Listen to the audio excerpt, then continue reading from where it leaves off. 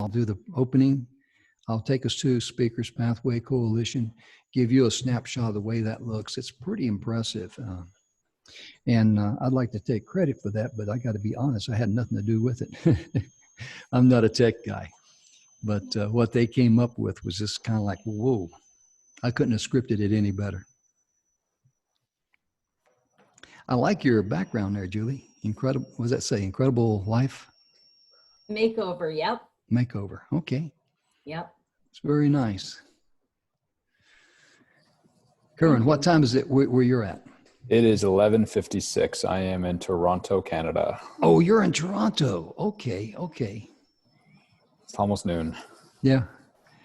Yeah, one of the guys there that knows you says, what's the Indian time on that, And I don't know if you saw that or not. No, I don't think so. Yeah, it was on Facebook there. And what time would it be over there in India? It'd be about, about eight hours behind us? Actually, probably, no, 12 in front of us, or probably midnight. 12 in front of us. Okay. Yeah. That's right. That's right.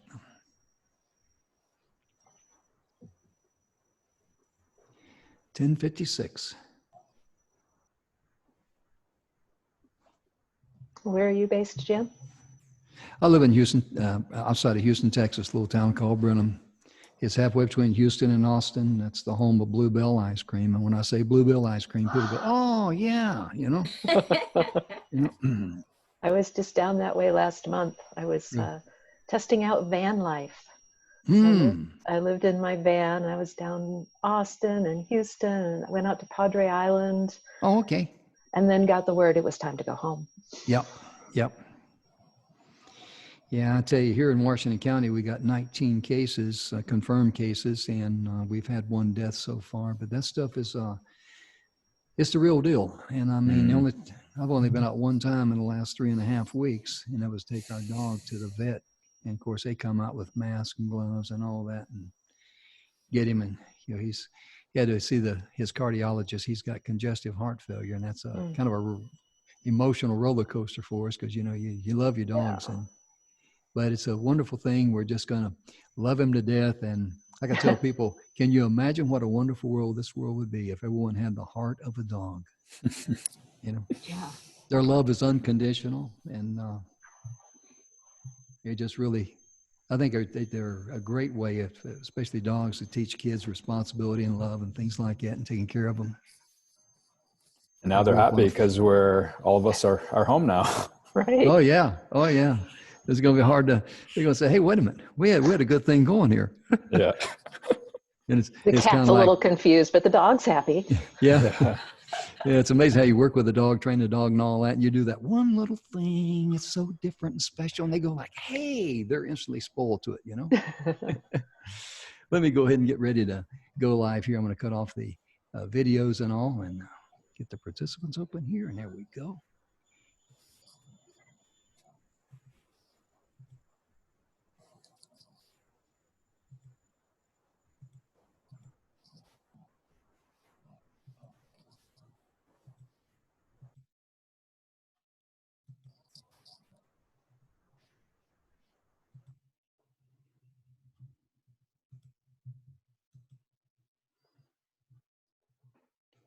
We got about 45 seconds before we go live.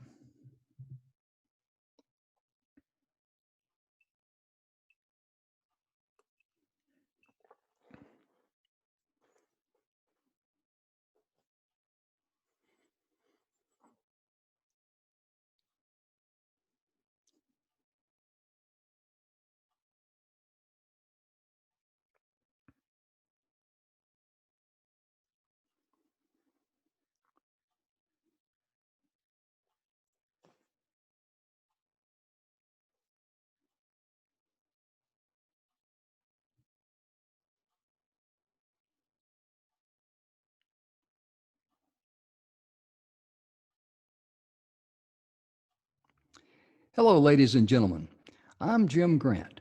I'm the co-founder of Speakers Pathway Coalition, and we're so glad that you decided to join us today for messages of inspiration, hope, and support. And if it's okay with you, ladies and gentlemen, I'd like to take about a minute and share my screen with you since we're on Zoom. I want to show you about Speakers Pathway Coalition at speakerspathway.com. I want to show you some free complimentary gifts. I want to show what the speakers are going to be like, where you can find information on them. And let's go up here and share this right quickly. This is our homepage at Speakers Pathway Coalition. And at the very top, you can see that we've got complimentary gifts. Also over here, you see the TEDx. If you click on that, this is Don McGrath, my partner. He's the co-founder of Speakers Pathway. He has 5 TED Talks.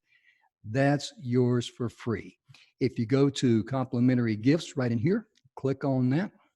You'll see that each one of our executive training directors, we have 6, Koji Samaldi, Bill Heinrich, Sony Jackson, Tamara Hunter, Dustin Matthews, and Mr. Preston Martelli. They all offer free complimentary gifts.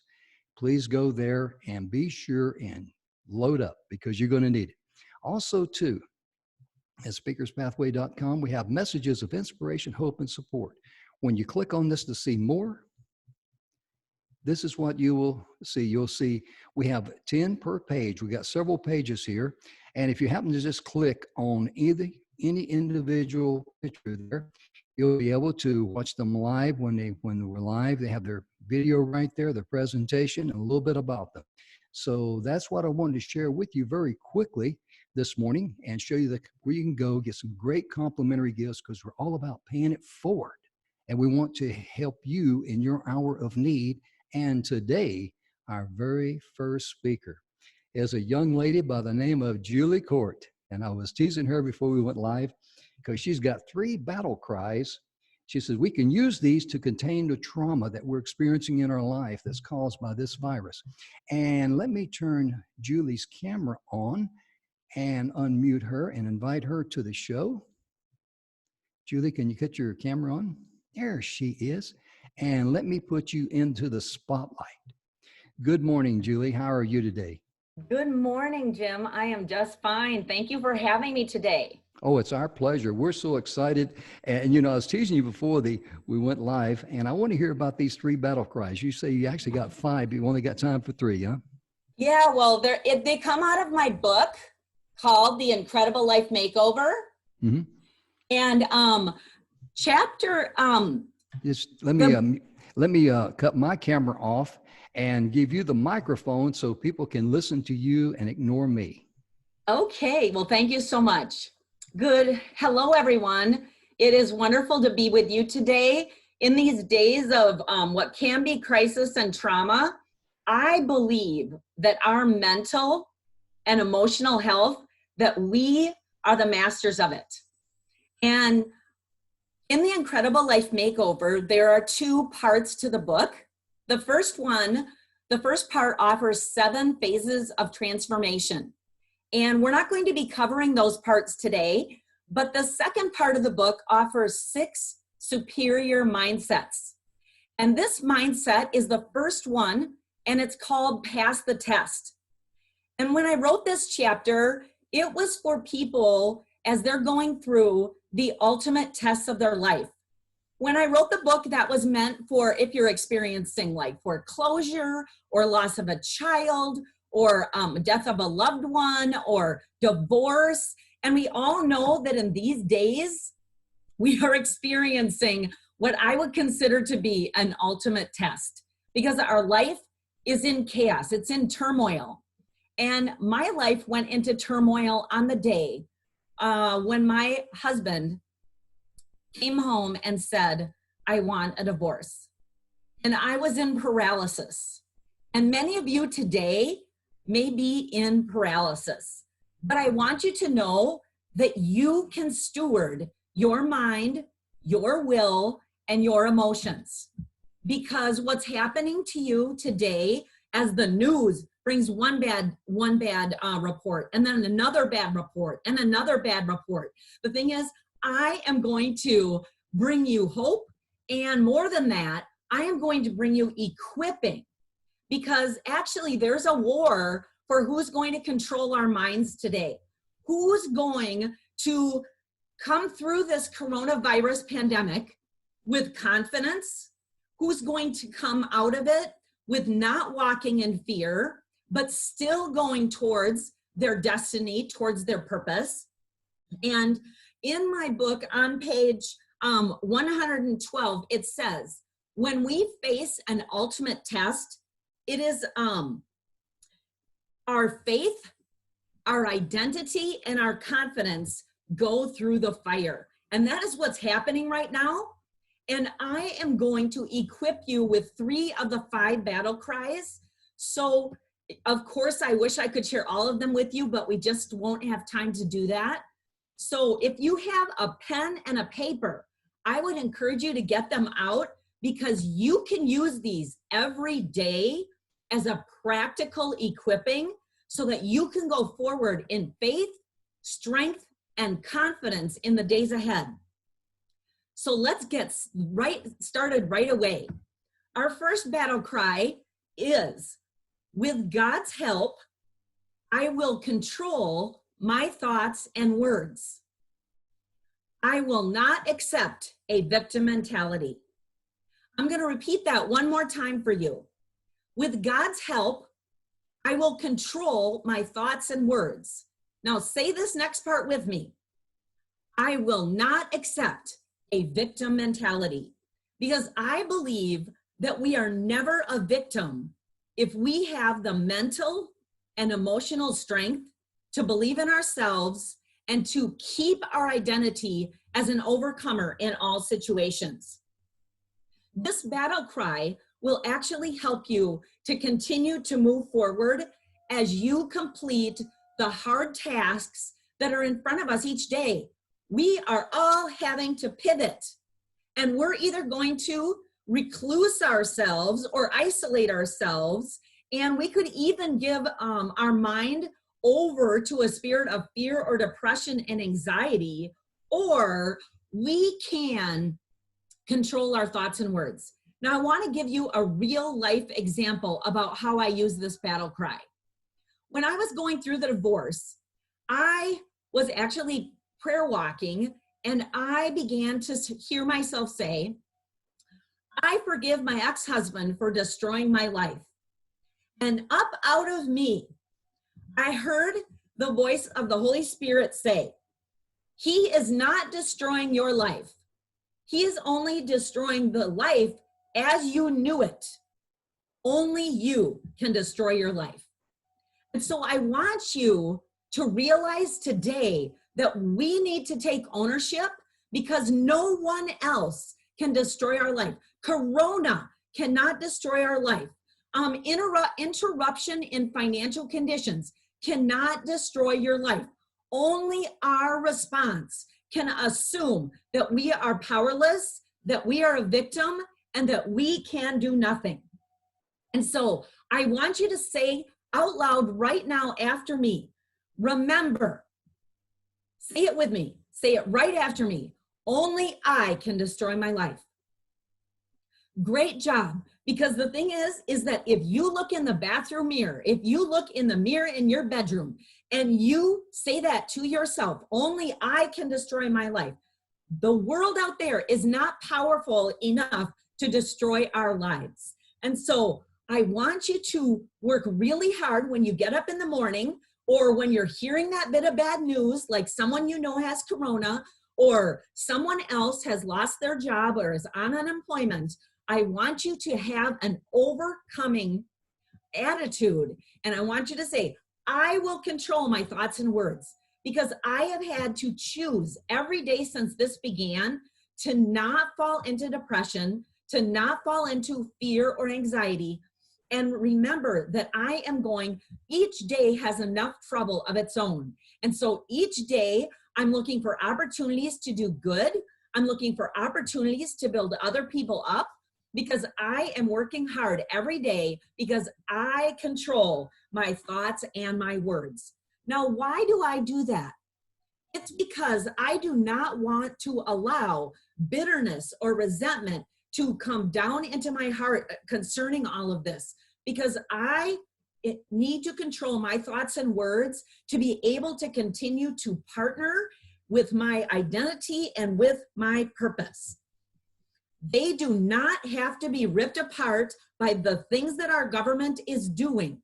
There are still going to be opportunities for the future. There are still going to be new businesses. There's still going to be with chaos and with change, it always births opportunity. So I want to give you a few phrases that I use to implement this battle cry. And one of them is, only I can destroy my life. Here's the key phrase, no excuses. Because it can seem like I don't have any options, but I want you to know, I have never been in a situation where I don't have options. The second one, I will not give up on my identity or my purpose. Because how can we make a difference in the world if we give up on our identity and purpose? And the last one is, I will not think like a victim. I am an overcomer. So when facing these stressors, it is important though, I want you to know, it is important to realize the emotions that you're going through and to acknowledge them because they are real. But the difference is we just don't want those emotions to be running our train. And in my book, there's a really fun diagram that talks about after we acknowledge our emotions, after we maybe process them, we actually put those in the caboose and we use our human will and our faith to determine the direction of our train. And we can do that if we don't let our mouth begin speaking out a bunch of negative things, if we don't let our mind continue to dwell on the absolute worst outcome. Because 99.9% of the time, the things that we're afraid of, they never happen. And I truly believe that there is so much good that's going to come out of this and opportunities if we have the eyes to see them. And it's the eyes of an overcomer that's going to be looking forward, that's going to see those opportunities. Okay, so let's move to the second battle cry. It says, and this is on page 115, with God's help, this is so powerful, I will control my response to the pain and trauma. I will control my response to the pain and trauma. And let's face it, every day we're getting slapped with it. Slap, slap, slap.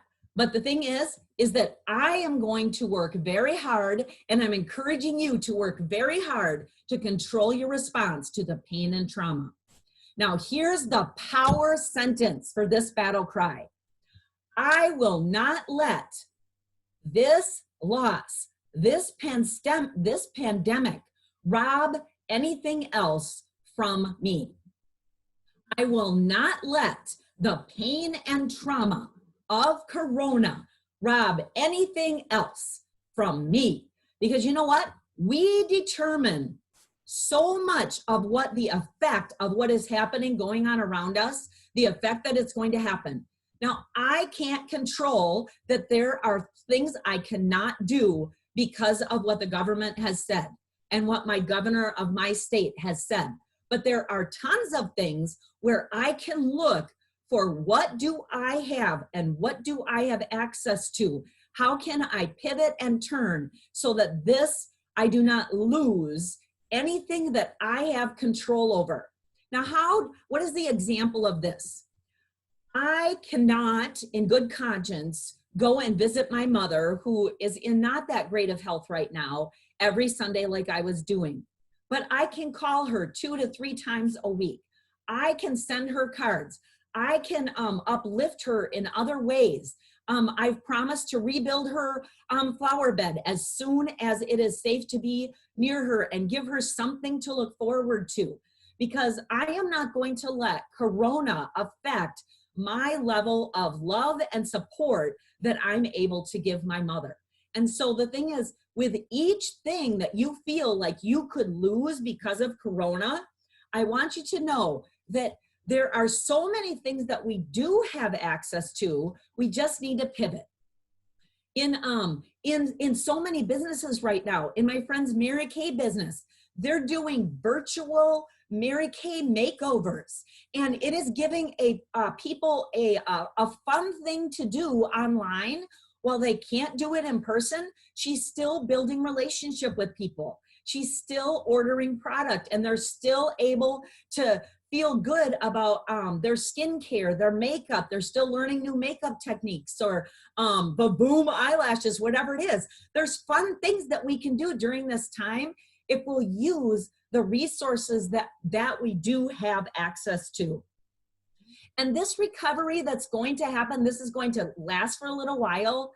And there's a phrase that I like to use, because when the enemy or your own mind tries to project how terrible things are going to be, I like to use the phrase, this too shall pass. And that is one thing about getting older, is that this too shall pass. This is not going to last forever. In a year from now, we're going to be able to say, I lived through Corona. But during that recovery process, we just have to give ourselves grace and mercy, but we are going to recover.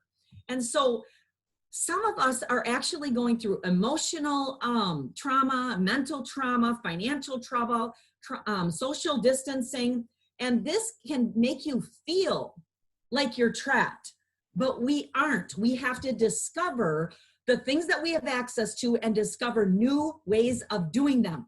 And how do we do that? We put energy into that this coronavirus is not going to rob anything that I have control over from me. And okay, so the next thing, the last battle cry, since we just have a few minutes left, the last battle cry that I have for you is battle cry number 5 in the book, is it says, with God's help, I will continue to pursue my dreams and my destiny, no matter what. I will not let this trauma define me or my purpose. And so I want you to know that while we're going through this intensity of this, every day we need to look in the mirror and we need to remind ourselves who we are. Because the thing is this is a temporary setback. It is a pause in our life.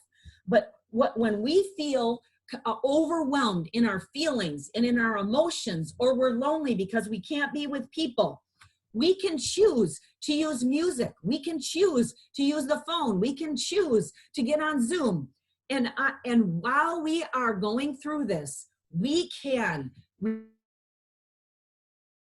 I will depend on God, and I will connect with other people as a support, and exactly what you're doing today.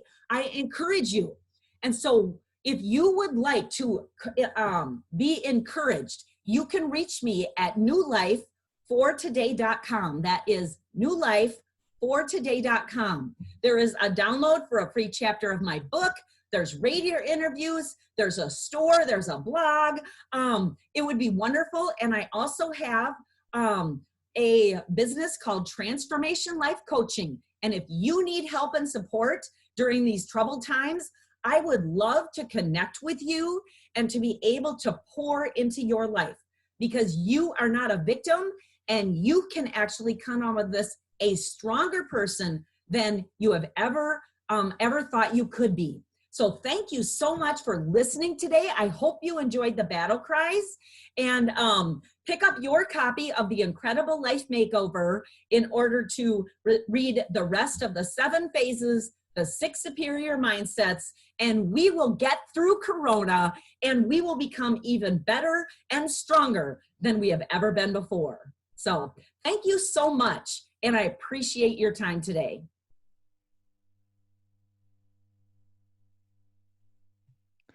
Wow, that was a very inspiring message. I tell you, just, there's many times when you were talking there, I kept saying, amen, amen, because you're my kind of lady. I mean, you're just energetic. You're very positive, and the message that you have right now is so needed for so many people. And again, before you go, would you be kind enough to, number one, raise that book if you got it there handy, and show them your book. Okay, and that's the Life Makeover, Incredible Life Makeover. And your website again, please, Julie?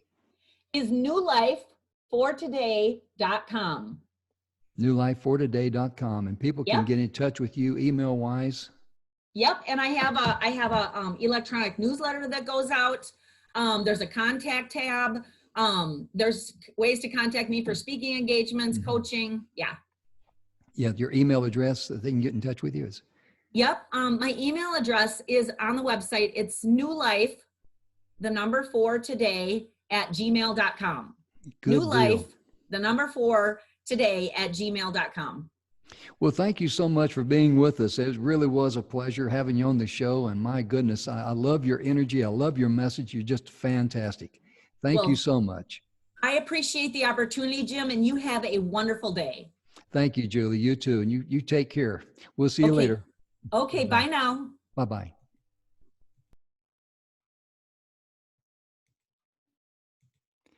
Okay, ladies and gentlemen, let me put my spotlight on here. Here we go. What a powerful message that Julie had. I mean, it was just amazing. It's just information that we really need to hear in this day and time. And our next speaker is a young man. He's joined us from, I believe he said Toronto, Canada. His name is Karan Nijavan, and he's going to talk to us about how to host your epic virtual networking dinner. I like that dinner. Let me cut his camera on here and also unmute him. How to host your epic virtual networking dinner and how to become the epicenter and grow your network. Karan, thank you so much for joining us today. Let me make you the spotlight because you are the star. And I know that I'm very anxious to hear what you've got to say. I know a lot of people do. And let me cut my video off and my mic, and the stage is yours, my friend. Thank you, sir, Jim, for having me, and for Don for putting this off. And really excited to be here with everyone today. And the three words that I want everyone to remember, whether you watch just 2 minutes of this or the entire thing, is that relationships create magic. Now you're asking, why relationships? Look at the state of the world that we're in today, or even fast forward a year ago when everything was normal. The only thing that really matters at the end of the day is relationships. The people that you can reach out to, the people that have your back, no matter if they're your customers or clients or prospects, relationships. And the idea of just having somebody close to you has been around for hundreds of years. We as human beings crave community, we crave connection, we crave relationships. It's just a byproduct of who we are. Now, how we show up in the world is just another portion of that. So why should you listen to me over the next 15 or 20 minutes? Let's rewind the clock a little bit. Have you ever heard of a quote that has really resonated and stuck with you? And I'm talking about one of these quotes that you hear once and it just hits you like a ton of bricks. For me, that quote was, "You are the average of the 5 people you surround yourself with." Let me say that again. You are the average of the 5 people you surround yourself with. When I heard that quote, I looked at my 5 people and I was like, dang, I'm not too impressed right now. So I had to make a very conscious decision to look at my circle, look at my network, because if their thoughts, their behaviors, their patterns, and just the way that they talk, if that seeks into my conscious or subconscious, then I'm really going to become the average of those people. If you look at your friends that smoke, you can ask yourself, hey, I'm more likely to become a smoker because my friends smoke. If your friends are overweight, you're more likely to be overweight by science, just by the environment that you've designed. So same thing goes for your network.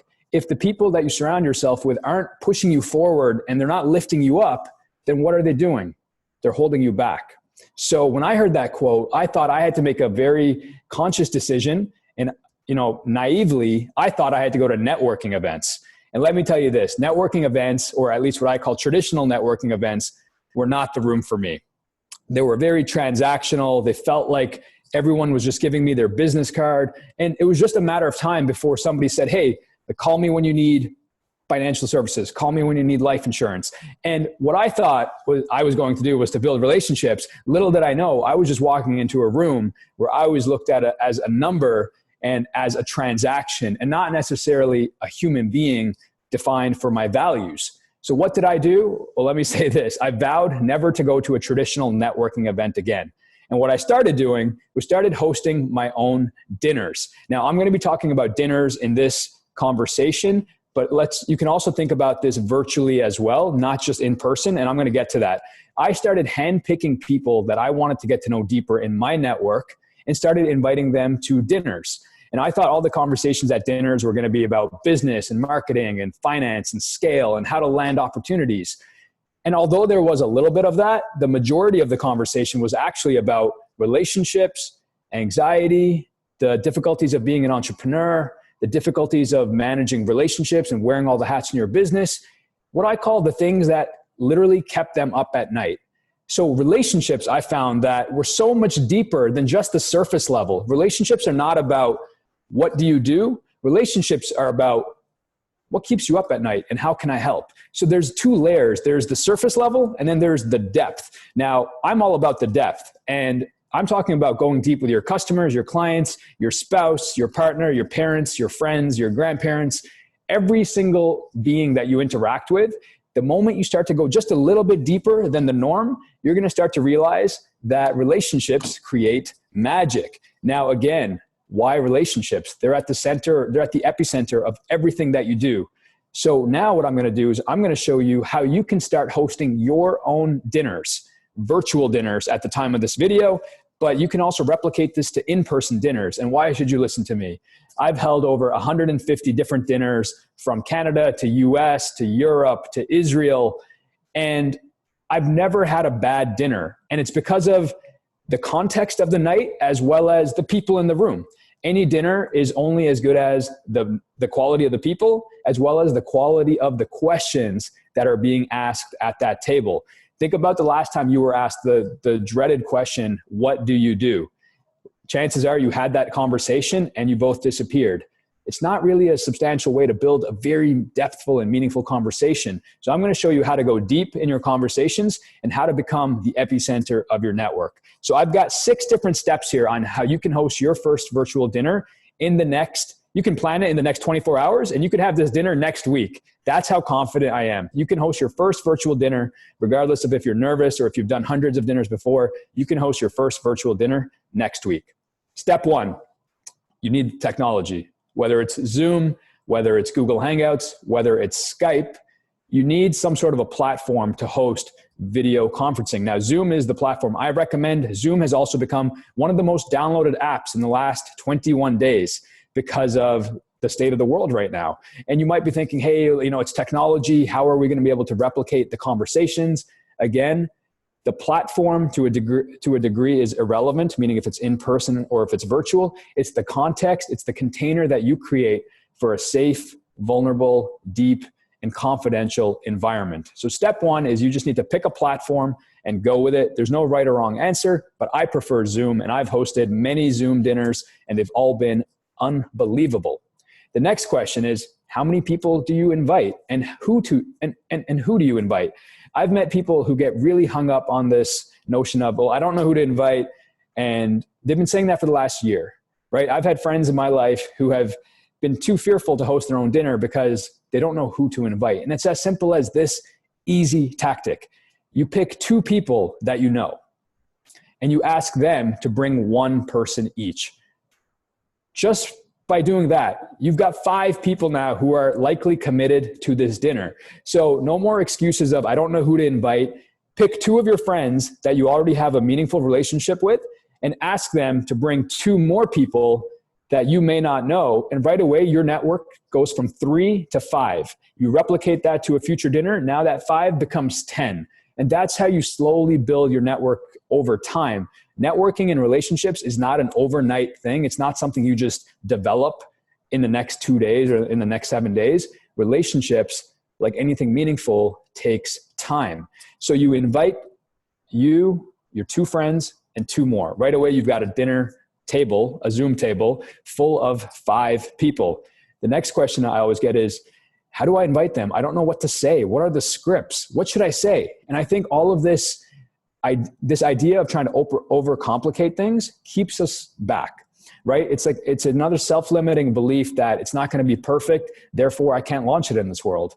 How many times have you had an idea or an initiative that you've wanted to launch, but you held back because it wasn't quite perfect? Here is the script, the actual script that I have used over 500 times to get a 90% open rate on my emails. The subject is this: dinner with a group of blank. I always have dinners with a group of entrepreneurs or business owners, but pick whoever that is for you. The subject is simple: dinner with a group of entrepreneurs. And here's what the subject line, or here's what the message of the email is. Hey, Jim, I'm hosting a dinner with a group of entrepreneurs. Interested? Sign Curran, or sign your name. That's it. It's a 10-word script that is very simple. It's impossible to misunderstand. It doesn't share too many details. At this point, all you're trying to do is you're just trying to gauge interest to see whether or not this person is interested in a virtual dinner. Now, again, whether it's a virtual dinner or whether it's an in-person dinner, relationships are defined by the conversation and the context that you set as the organizer, bringing all these amazing people together. So you invite them with a simple script, and your only goal of that email is to ask them to raise their hands, meaning ask for interest. Once they have expressed interest, then you can follow up, of course, with more details in terms of the time, the location. And if you're planning your first dinner, I would strongly recommend giving your participants at least 5 to 7 days notice. Again, you can look at your calendar and book a dinner, but where people fail is that they fail to look at the calendars of the other people. So if you invite 5 people, assume one might not be able to come. So maybe you invite 6 people, and right away you've got an awesome dinner that's 7 days out, and the scripts have been sent out. Now, what's the structure of the dinner? Here's where I see some very common mistakes. Hosting an event, a conference, a roundtable, or a virtual dinner is not as simple as just bringing people into a room, hitting go, and stepping back. You as the host need to set the vulnerable container, the safe space, the creativity. You need to set the context as to why you invited these people and what's the commonality among them. Tell them that they're all business owners. Tell them that they all actually went to high school with you. Tell them that they're all a group of established speakers. And when people notice that they have things in common, the likelihood of that relationship deepening quicker increases tremendously. So you as the host, when people come into your room, set the introductions, become everyone's biggest cheerleader by introducing them and sharing a unique fact about them. Set the container of saying that you guys are all incredible people who have hand selected to be here with me tonight. And then here's how you structure the night. After the introductions, it can be as simple as this. Ask everyone to go around and share what I call roses. Roses are something in your life that are beautiful. Think about a rose. It's beautiful. It's flourished. It's fully bloomed. It's got lots of light. It's beautiful. Roses are something in your life that are beautiful and they're working. Maybe it's business related or maybe it's personal related. The beauty of asking some of these questions is that they don't restrict you to talk about just business or just personal life. The beauty of this question and asking somebody what their rose is after you set the context is that they can now take the conversation in whichever direction they want. And the beauty of that is that that shows you as the host what is top of mind for them. That shows you what's actually important to this person, because they're not going to share with you a win or a rose that's not important to them. So right away, you've already gained so much valuable insight into this person that you wouldn't necessarily get at a traditional networking event by asking the question, what do you do? Or what brought you to the event? Very surface level questions. Now, once everyone has shared their roses, then you get into the thorns. Thorns, nobody likes them.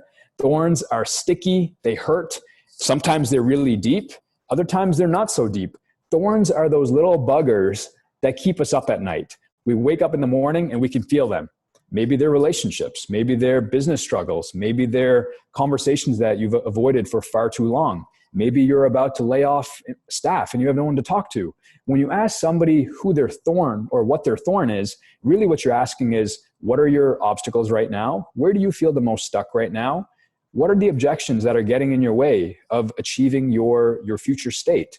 And again, it's a very open-ended question. And what that question does is it tells you what's the thing that they really need help on that they might not be asking for help about. And now if you can become the hub of that connection and connect them with a person or a resource or a book or an idea that you've learned, and you can help them either pluck their thorn completely out or at least make their thorn not as deep, they're never going to forget you. And the level of that relationship, they're going to look at you as the person who helped them overcome their thorn. Now that is very powerful when it comes to relationships, because relationships are all about value first. value first, whereas a traditional event is all about transaction first. And we wonder why we continue to go to some networking events and we realize, hey, I'm not really making any friends here. It's because it's just not the right container or the context. That's why by you hosting your own dinners, you can radically enhance your network because people are coming to you and you're also curating the night with the questions and the people. 2 more steps remaining, and these 2 are very simple, but also equally as important. Step number 5 is get a group photo.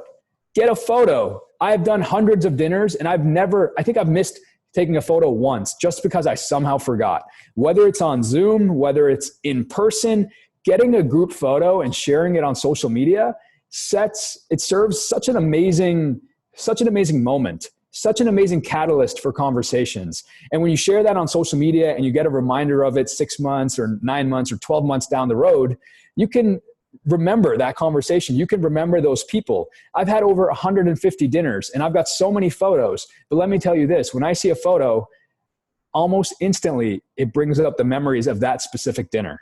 It's unbelievable. So share the photo.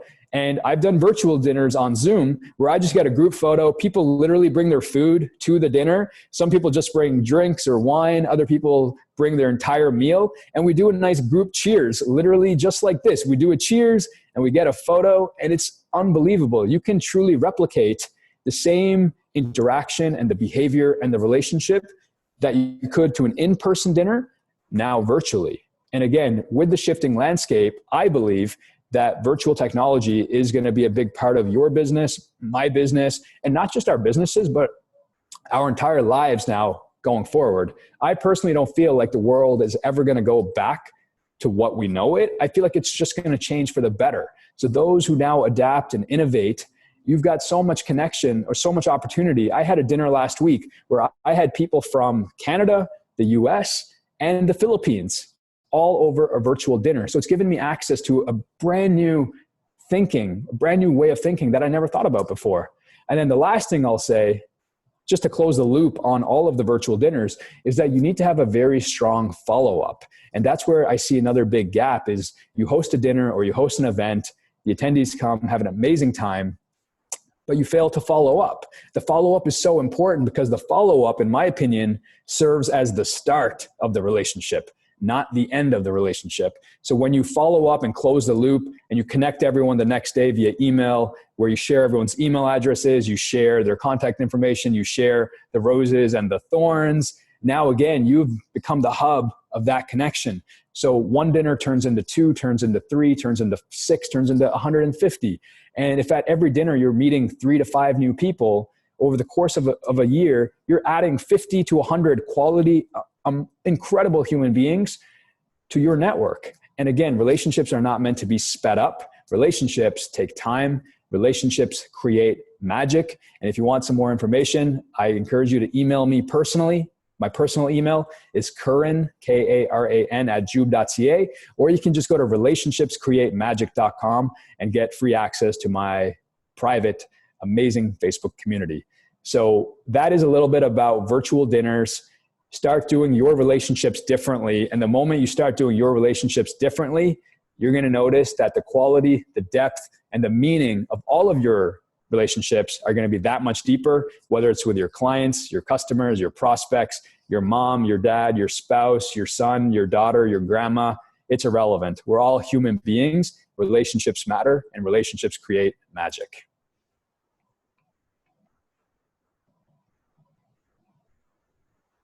Wow, thank you so very much. I mean, the comment that you made early on about your average of your 5 friends, would you repeat that, please? I want to hear that one again. Yeah, so there's certain quotes that I've heard in my lifetime that have really landed with me. I mean, like really landed with me. Ones that I never forget, ones that I tend to repeat over and over again. And the one that's at the core of not just my business, but my values is that you are the average of the 5 people you surround yourself with. So if you look at your network and you look at those 5 people, you need to ask a very simple question.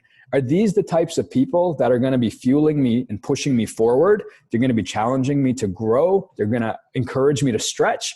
Or are they the type of people that are battery drainers? They actually take more energy from me than they give.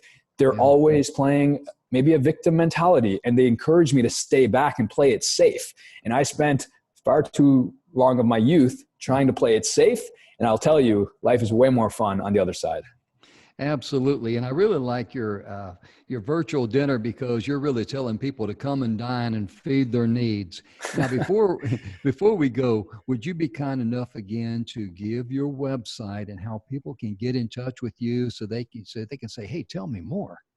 Absolutely. So you can go to my website, which is jube.ca, jube.ca. I encourage you to visit my private community, which is relationshipscreatemagic.com. And my personal email is first name, Karan, Karan, @jube.ca, because I'm in Toronto, Canada, and we roll with .cas. Yeah, that .ca, that stands for Charlie Alpha. Karan, thank you so very much for being with us today. It was truly an honor. I love your message. I'm going to be getting with you personally because I got a good friend out in Phoenix, Robert Jones. He puts on virtual stages. He said, switch to physical. I want to introduce you to him because I think you could be a blessing to him. Amazing. Thank you again, sir. Thank you. Thank you, Jim. Really appreciate it.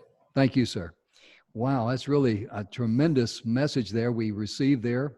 And we've got, let me turn on Karen's camera here. I'm trying to do some work here, ladies and gentlemen. And unmute Karen and change her to the spotlight because she looks a lot better than I do. But Karen, we've just had two wonderful speakers. I'm really excited to hear you speak. I mean, goodness, you're going to be talking to us today, and I wrote it down here because I've got a very short memory about Enneagram. Is that correct? Mm-hmm, the Enneagram. Okay, good deal. And this is how to unlock your loop to break free. Now, I can't wait to hear about that. So let me cut off my video and my mic, and the stage is yours. Thanks so much, Jim. I appreciate you creating this stage for us to share. You know, I think this time of being in our own spaces and yet together, actually more in these online connections, is highlighting that we need to understand ourselves and we need to understand each other. And I know that as I was growing up, it was always a challenge for me. Great in all the academic stuff, but those pieces around understanding each other were a challenge. And I think that's why I went ahead and got a degree in computer science, but also in neuropsych, and followed up that with different kinds of coaching studies, because I really want to understand what makes people tick so that they can come forward and express more of their best self, right? So I really want to share today about the Enneagram and what it can do for us in terms of recognizing where we are and where we want to go. So let me just share here. There we go. I think especially as entrepreneurs, we have a vision of good we want to do in the world. Actually, I think most people choose their career in some way based on the good that they want to do. But we have a sense of what's possible. And out of all that's out there for creating a better world, what's mine to do? What is my role to bring forward? So we figure out, I'm going to go ahead and do this thing. And we start out with the vision, you know, our vision of the world that's a reflection of that greater thing, right? And we start building toward it. And you know what? It's an uphill climb, and we figure out how to do it, and we grow in the process. We gain new skills. We have the ability to do things that we couldn't do before until we actually come up to the top of this mountain, and here we are doing our thing and doing it well and growing a successful business in that. And then what tends to happen is it's kind of like not so much fun. And now we have to spend more time on the business than on the thing that we love. And pretty soon we're bringing on board other people, and golly, coordination isn't that much fun. And we've kind of crested over into this slippery slope of well, I'm still doing the thing. I'm successful with it. And I love doing my thing. But the truth is, most of my day isn't that fun. And I'm not quite sure what happened. And as we slide down, we find ourselves in the maintenance mode, which was never really our intention. It wasn't what we wanted to be doing. And yet, it's what we find ourselves doing in support of the memory of that vision that we had for a better world. To me, this is a portal. And I bring this up because I also see this time when our world has kind of like gone to our own rooms and we're thinking about it. We're thinking about where we've been, where we might want to go, and what's been going on. And the truth is, at this point, we have a choice to make. We can use this stress, I called it burnout because that was so last month, but the truth is any stress. We can use it as a state that actually traps us into a pity party, into golden handcuffs of doing this thing that we don't really enjoy because, oh my gosh, the money. And that's not the way that I think that we are intended to live our lives. I think that there's another option here. And I call that using the stress as a stage. Yes, I am here. Yes, I acknowledge this is what's going on. How can I use this as a portal that's actually going to let me grow into another level? Let me show up more conscious, with more capacity to serve the world and to give my gift in the world. So what is that portal that's actually going to set me free? That's the piece that I want to talk about here today. Because when we look at the Enneagram, which is an ancient system, too often right now, people are looking at it as a pop psychology quiz. Oh, what type are you? Oh, I'm this. And if you don't happen to know your quiz yet, I recommend if you don't know your type yet, I recommend the assessment at trueself.io. Trueself.io, because that assessment gives you a good representation, but it also has lots of background information that says how this might come to be and how to work with it and how to work with people of other types. And I have no connection with that. It's just my recommendation. If you want a personal analysis of your type, I'm available for typing interviews, but go get the free one first, right? So the Enneagram itself is a representation of 9 different ways that our soul comes onto this planet to have a certain quality of experience. Some of us are here to live through our hearts, to give to the world, to create in the world. Some of us are here more to study and learn and engineer something new, the visionaries that can see it in their mind before it comes to reality. Some of us are here to be fully embodied in the immersion of life on earth and what's possible as we lead toward something with more beauty, more perfection, and have that sense of community. They're all beautiful, beautiful paths, and they're all different. This was part of a cracking open for me when I realized I'm basically an engineering head type person. I'll own it. I have a huge heart. I love to give. I love my people. I love to dance and be in my body. And I orient through my head. And I kind of thought everybody did. They don't. They don't. The Enneagram was my place to discover that other people are not like me. And that's such a damn good thing. So that's why I use this tool as my way to help other people orient to discovering who they are more deeply so that they can express the best of themselves out in the world. So I have a little ebook that I'll give you the URL for at the end that goes through all of the types. With today being kind of a shortened talk, I don't have time to go through all the types. So I picked 3. Let's see. Okay, let's go to that. The type 1 is not 1, but type 2. So people who come in with this kind of an orientation to the world often show up as healers, therapists, chefs. They are the givers. Their natural tendency is, what do you need? How can I help you? I want this for you. I want you to feel better. I want you to feel happier. And what can happen in this giving mode is actually overgiving, right? I know you're going to need this, so let me give it to you. You didn't even ask me to make you dinner, but here it is.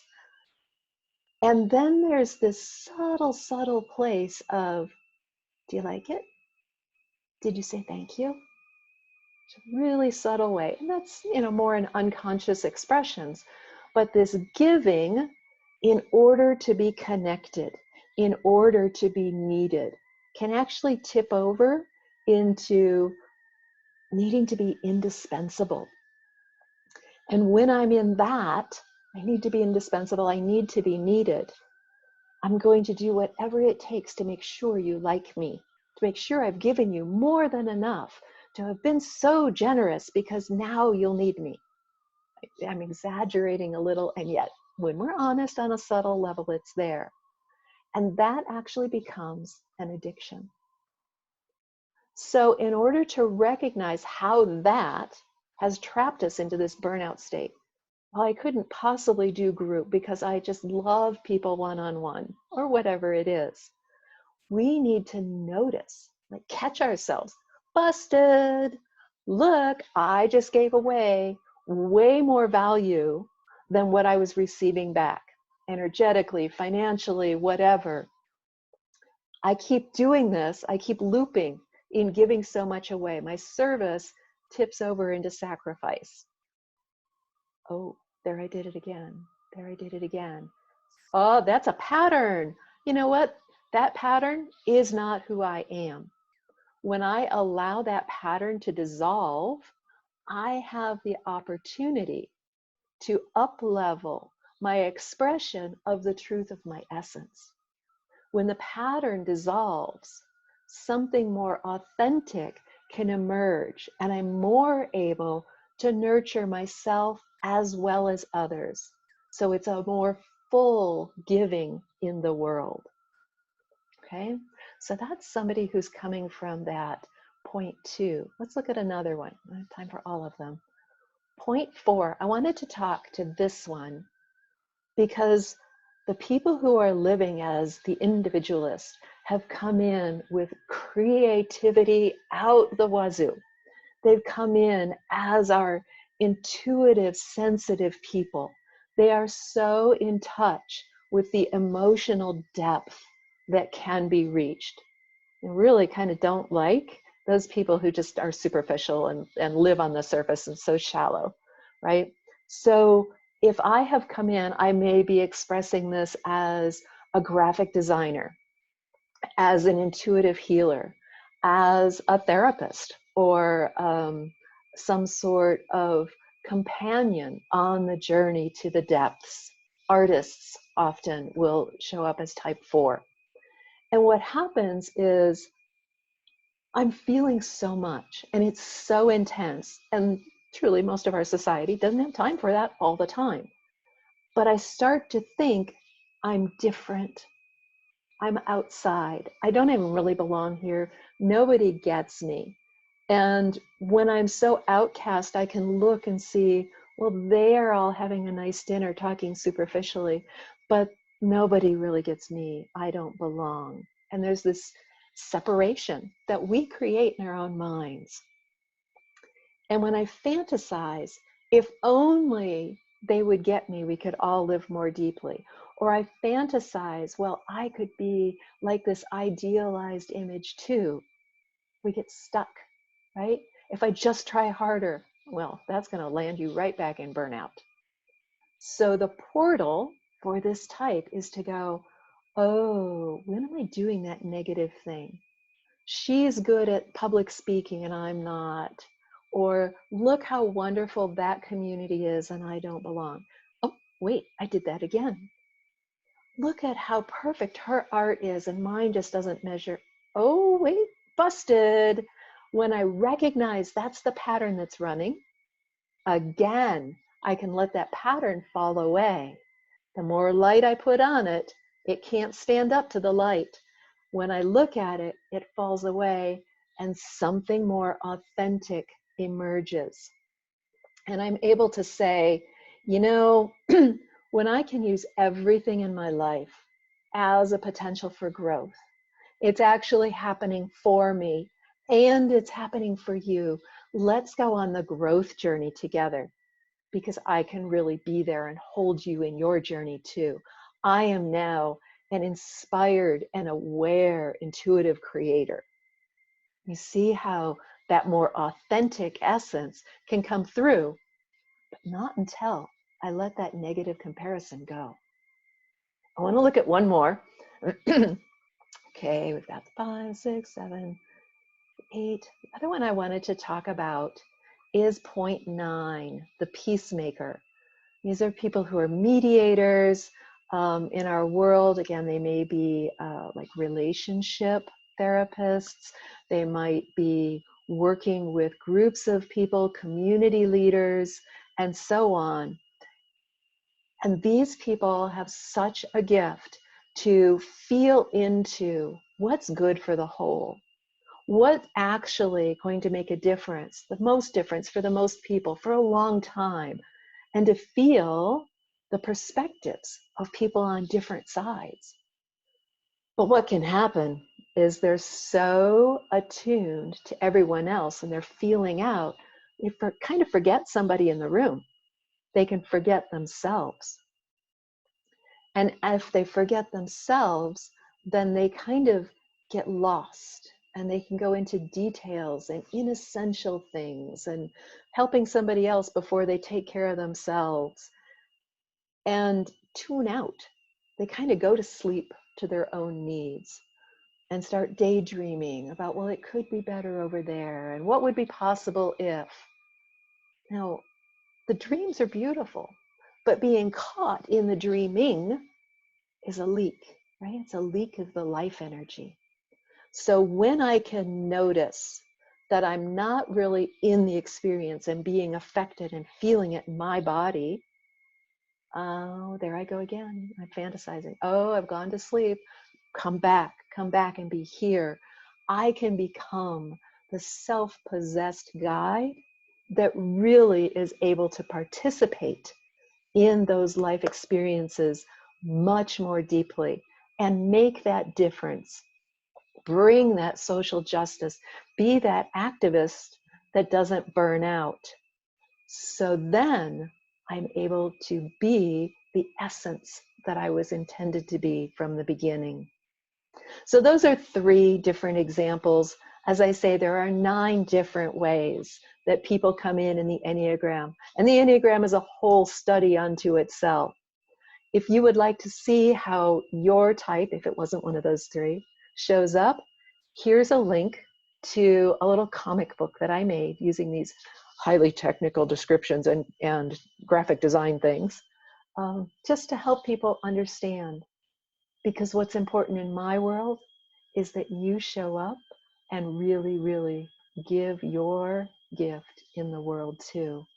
You matter in my world. Please learn yourself, use this time, go deep, and come back strong.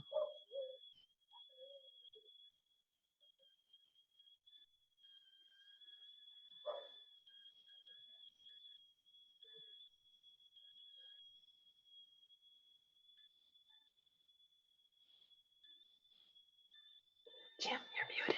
Here we go. Here we go. Thank you. It took me a little while because when the screen came back, it was much smaller and that threw me a curveball there. But anyway, I want to thank you so much for being with us today. And Karen, that was really amazing what you shared with people, because when you were talking, I was thinking about when I started my manufacturing business, I had a dream, but then I became a slave to it. So I can relate to that. Your message is very powerful. And we want to thank you for all your great information. We got just a couple of seconds left. What is your email address if someone want to get in touch with you? And what is your website again, please? Please reach out to me if you're interested in using this time to go within and break through those patterns. My email is Karen@KarenJoyFritz.com. Not that complicated, like here I am. And my website is KarenJoyFritz.com. And I love to talk with people about how to use who they find themselves to be to express in their business structure. Love it. Thank you so very much. We really appreciate you being with us today and the wonderful message you shared with us, Karen. And ladies and gentlemen, we're almost out of time. And I just want to simply say thank you so much for joining us. And we're going to be back tomorrow. We've got 3 wonderful guests. Let me take a look here right quick. We're going to have Joe Dietra Jr. speaking with us about leadership in the face of adversity. We're also going to have Katie Kimball, how busy parents working at home can integrate stress mastery. And Kimberly KP Lovejoy will be talking to us about embracing the suck. Again, I'm Jim Grant. Please remember to go to speakerspathway.com for your free complimentary gifts, all the good things I showed you there at the beginning of the hour. And we shall catch you tomorrow, same time, same place, same station. How about that? Have a wonderful day. Please share this information with others. Thank you now. Bye-bye.